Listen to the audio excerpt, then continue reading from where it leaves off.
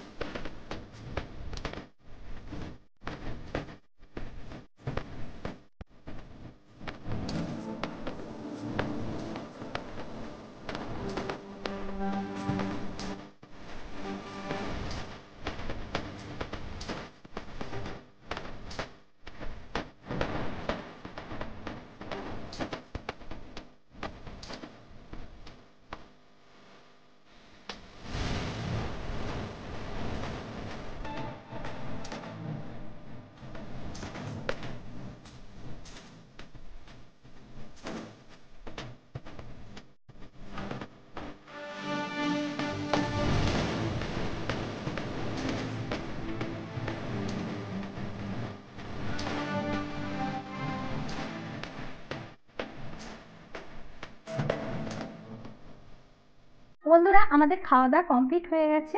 আর ননা এখানে ফোনটা নিয়ে ওর ভাইকে দেখাচ্ছে, মানে ভিডিও করছে আর বলছে বল হাই কেমন আছো।